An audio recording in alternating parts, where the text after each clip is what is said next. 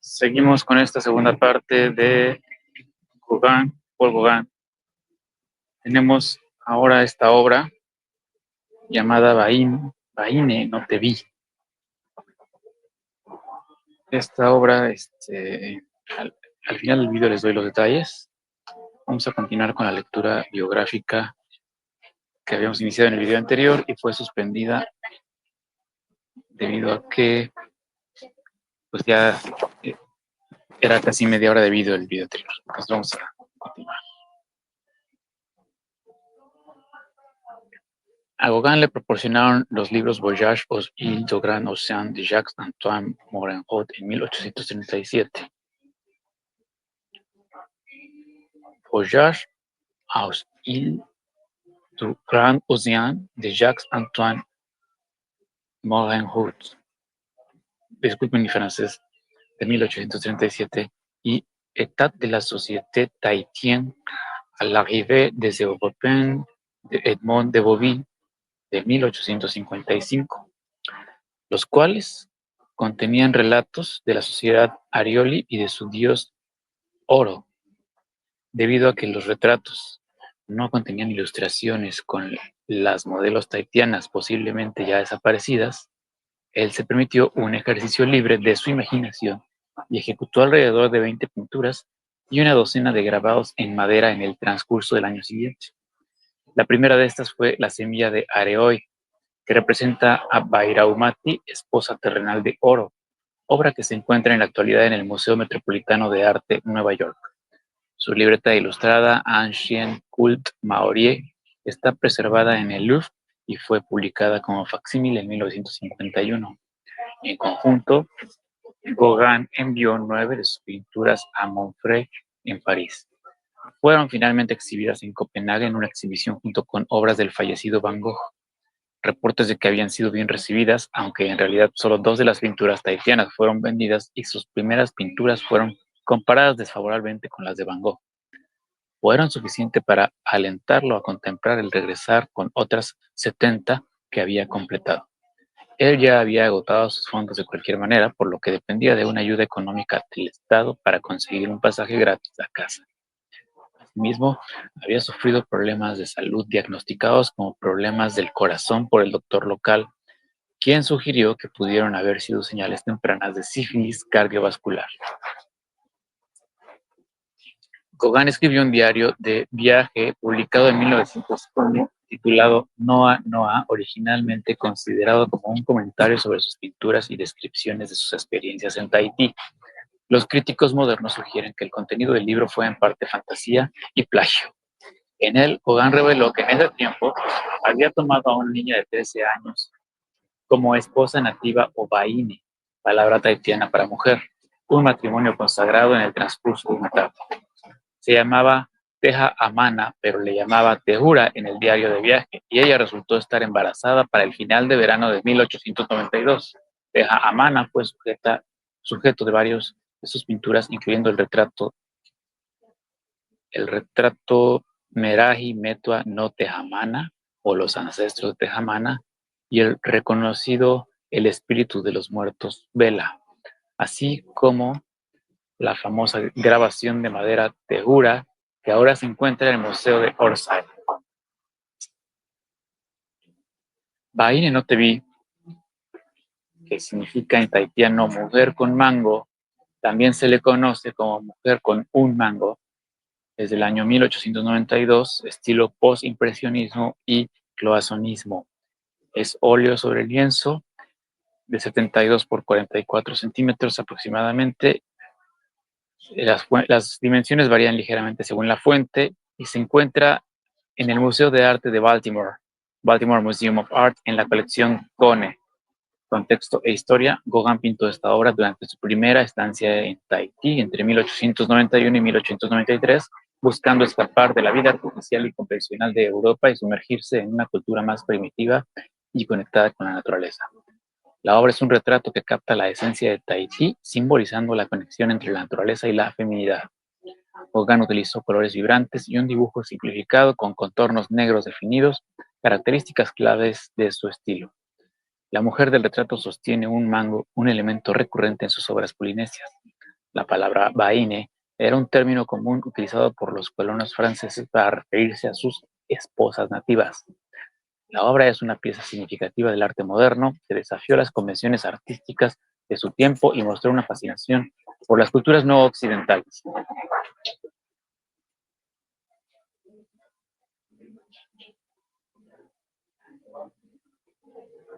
Aunque Gauguin logró sus primeros avances en el mundo del arte bajo el estilo de Pizarro, Edgar Degas fue su artista contemporáneo más admirado y fue una gran influencia en sus obras desde el principio, con sus figuras e interiores, así como con sus grabaciones y el medallón pintado de Valéry Remy. Él tenía gran respeto por el tacto y dignidad artísticas de Degas. Fue la amistad más longeva y saludable de Gauguin, durando toda su carrera artística hasta su muerte. Este pedazo lo había omitido, este pedazo de su biografía. Me salté al siguiente, pero continuamos. Además de ser uno de los primeros partidarios, incluyendo el comprar las obras de Gauguin y persuadir al comerciante Paul Durand-Ruel de hacer lo mismo, nunca hubo un apoyo público a Gauguin tan firme como el de Degas. Gauguin también compró obras de Degas en los primeros años de 1870 y su propia predilección en la grabación por el monotipo fue probablemente influencia de los avances de Degas en ese medio. Durand-Ruel le presentó una exhibición a Gauguin en noviembre de 1893, la cual organizó principalmente Degas y recibió críticas variadas.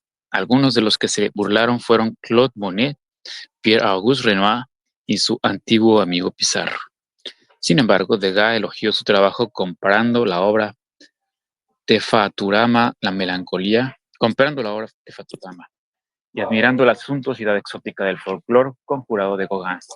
Como agradecimiento, Gauguin le dio a Degas la obra La luna y la tierra, una de las pinturas exhibidas que atrajeron la crítica más hostil. La última versión de la obra, Jinetes en la playa, dos versiones de Gauguin, es un recuerdo de las imágenes de caballos de Degas, que comienza en los años de 1860, específicamente la obra Hipódromo y antes de la carrera, siendo un testimonio de su efecto duradero sobre Gauguin. Degas después compra dos pinturas de Gauguin en una subasta de 1895 para recabar fondos para su viaje final a Tahití. Fueron Mujer con Mango y la copia de Gauguin de la obra de Manet Olimpia. Primera visita a Tahití. Para 1890, Gauguin ya había considerado hacer de Tahití su próximo destino artístico.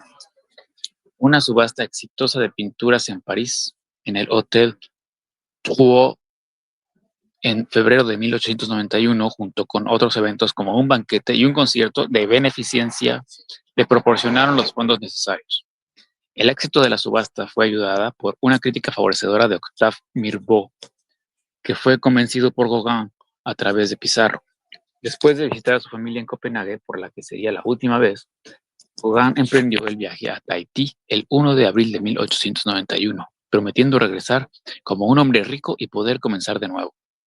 Su intención declarada era escapar de la civilización europea y de todo lo que es artificial y convencional. Sin embargo, se encargó de llevar consigo una colección de estímulos visuales en forma de fotografías, dibujos y estampados. Se pasó los primeros 3 meses en Papet, la capital de la colonia ya muy europeizada. Su biógrafa Belinda Thompson observa que debió haber quedado decepcionado de su visión de un idilio primitivo. Él no fue capaz de pagar la vida de placeres que quería en Papete, y un intento temprano de un retrato, Susan Bambridge, no fue muy querido. Decide poner su estudio en Matallea, Papeari, a unos 45 kilómetros de Papete, instalándose en una choza de bambú al estilo de los nativos. Aquí realizó pinturas que describían la vida en Tahití como Cerca del mar y La Orana María. Esta última se convertiría en su pintura de Tahití más valorada. Muchas de sus pinturas más hermosas datan de este periodo. Se cree que su primer retrato de una modelo tahitiana fue Mujer con una flor. La pintura es notable debido a su cuidado con los delineados de características polinesias. Él envió la pintura a su patrón Gersh Daniel de Monfray, un amigo de Schufenecker que se convertiría en el mayor devoto de Gauguin en Tahití, y que para finales de verano de 1892 ya se encontraba colgada en la Galería de Goupil en París. La historiadora de arte Nancy Moore Matthews cree que ese encuentro con la sensualidad exótica de Tahití, tan evidente en sus pinturas, fue por mucho el aspecto más importante de su estancia. En agosto de 1893, Gauguin regresó a Francia, donde continuó la ejecución de pinturas con temas tahitianos como Día del Dios y Primavera Sagrada, Dulces Sueños. Una exhibición en la Galería Tuan Ruel en noviembre de 1894 fue un éxito moderado al vender a precios elevados 11 de sus 40 pinturas exhibidas. Se consiguió un apartamento en el 6 de la calle Bercisteros de Bechesterie, al borde del distrito Montparnasse, que era frecuentado por artistas, y así comenzó a organizar salones literarios semanales. Se presentaba como una persona exótica, vistiendo prendas polinesias. Además, tenía un amorío público con una joven aún en sus años adolescentes, mitad india, mitad malaya, conocida como Ana la Javanesa. A pesar del éxito moderado de su exhibición en noviembre, llegó a perder el patrocinio de Durand Ruel debido a circunstancias que no son claras. Matthews lo caracteriza como una tragedia para la carrera de Gauguin. Entre otras cosas, perdió la oportunidad de introducirse al mercado americano. A inicios de 1894 se encontraba preparando cortes de madera usando una técnica experimental, tomando temas de su diario de viaje Noa Noa. Regresó a Pont-Aven para el verano. El año siguiente intentó organizar una subasta de sus pinturas en París, similar a la de 1891, pero no fue un éxito. No obstante, el comerciante Ambroise Vollard mostró sus pinturas en su galería en marzo de 1895, pero desafortunadamente no llegaron a un acuerdo en esas fechas. Envió una gran escultura de cerámica que llamó Oviri, la cual había llevado al Salón de la Sociedad Nacional de Bellas Artes el invierno anterior, en abril de 1895. Existen versiones conflictivas sobre cómo fue recibida. Su biógrafa y colaborador en Noa Noa y el poeta simbolista Charles Maurice sostenían que su obra fue literalmente expulsada de la exhibición, mientras que Vollard dijo en 1987 que la obra fue admitida únicamente cuando Chaplet amenazó con retirar toda su obra también. En todo caso, Gauguin tomó la oportunidad para incrementar su exposición al público al describir una carta indignado con el estado actual de la cerámica moderna a Les Soirs. Ya en ese momento estaba claro que él y su esposa Met estaban definitivamente separados. Aunque hubo todavía alguna esperanza de reconciliación, discutían acerca de aspectos económicos y ninguno visitaba al otro. Gauguin inicialmente rehusó compartir el legado de 13.000 francos que su tío Isidore le había dejado en herencia poco después de su regreso. Ahmed le otorgó finalmente 1.500 francos, pero indignado decidió comunicarse con él solo a través de Schufenecker, para que de ese modo llegase a sus amigos la noticia de su traición y que se viera humillado.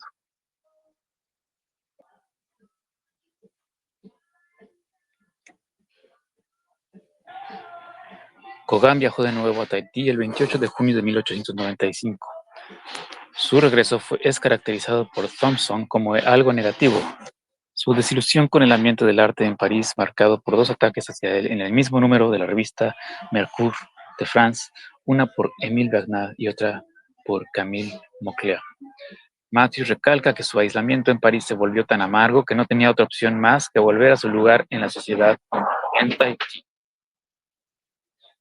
Llegó en septiembre de 1895 y pasaría los siguientes 6 años viviendo, al parecer, una vida cómoda como un artista colono cerca o a veces dentro de Papete.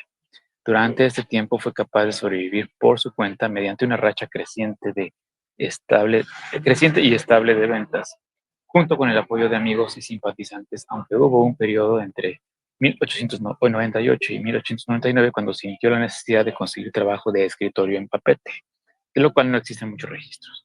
Construyó una choza de Puñauía, en un área 10 millas al este de Papet, establecida con afluencia por familias ricas, en la cual instaló un gran estudio sin escatimar en gastos. Jules Agostini, un conocido de Gauguin, fotógrafo amateur exitoso, fotografió la casa en 1896. Una venta de tierras tiempo después lo obligó a construir una nueva en el mismo vecindario. Mantuvo posesión de un caballo y un carruaje para poder viajar a Papete para participar en la vida social de la colonia cuando la deseara.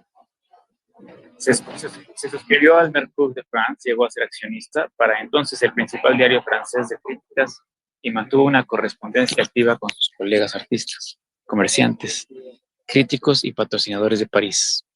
Durante este año en Papet y en adelante, él jugó un papel creciente en la política local, contribuyendo con el diario local que se oponía al gobierno colonial, Le Guêpe, las avispas, que se había formado recientemente y que finalmente editó su propia publicación mensual llamada La Sonrisa, un periódico serio, después titulado Un infame periódico. Una cierta cantidad de material artístico y cortes de madera de su periódico sobrevivieron. En febrero de 1900, él se convirtió en el editor de Las Avispas, por el cual recibió salario y continuó como editor hasta su partida de Tahití en septiembre de 1901. El periódico bajo su dirección fue reconocido por sus ataques burdos al gobernador y a la burocracia en general, pero no era un líder simpatizante de las causas nativas, aunque de todas maneras así fue percibido. Al menos durante el primer año, no produjo pinturas, informando a Monfred que se concentraría en la escultura. Muy pocos de sus grabados de madera de este periodo sobrevivieron. La mayoría fueron coleccionados por Monfred. Thompson declara que el Cristo en la cruz, un cilindro de madera de medio metro de alto, presentó una curiosa mezcla de temas religiosos. El cilindro pudo haber sido inspirado por grabados similares en Bretaña, como en Pleumeur-Bodou, donde fueron cristianizadas obras por artesanos locales.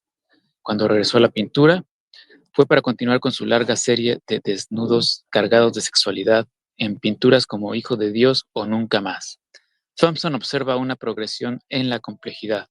Matthews nota un regreso al simbolismo cristiano que lo hubiera hecho popular entre los colonialistas de la época, pero en ese momento ansioso por preservar lo que restaba de la cultura nativa al resaltar la universalidad de los principios religiosos.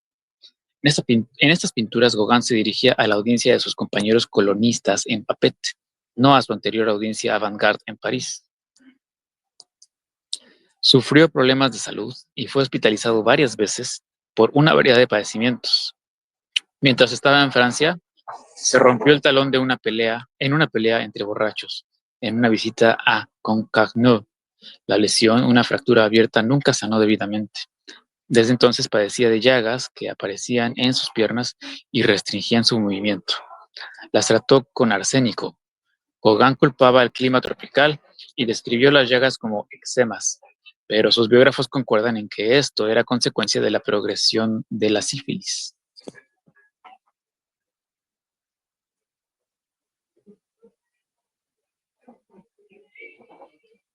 En abril de 1897, recibió noticias de que su hija,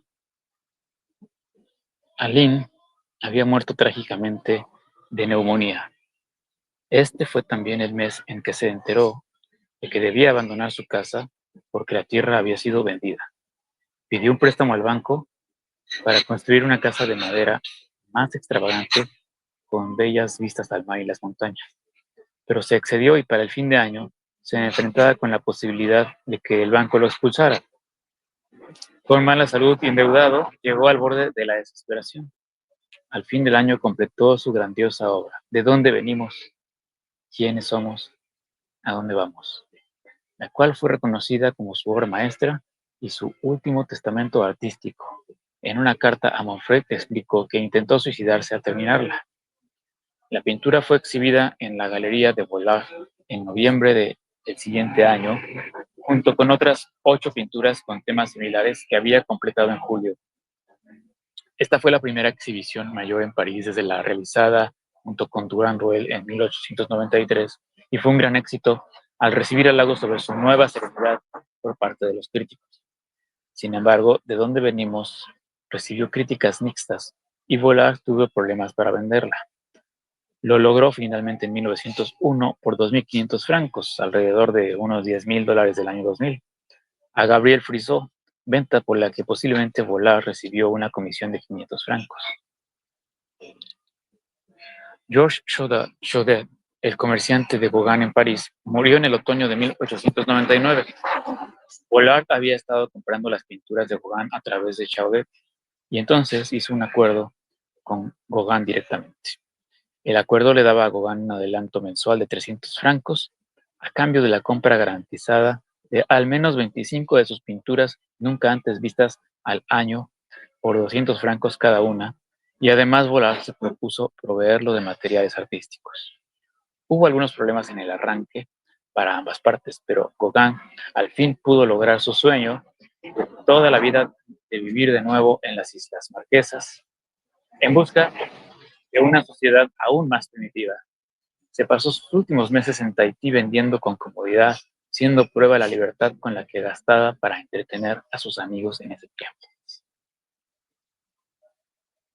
Gauguin no fue capaz de continuar su obra en cerámica en las islas por la simple razón de que la arcilla requerida no estaba disponible e igualmente sin acceso a una imprenta y un hectógrafo, tuvo que regresar al proceso de monotipo en su obra gráfica.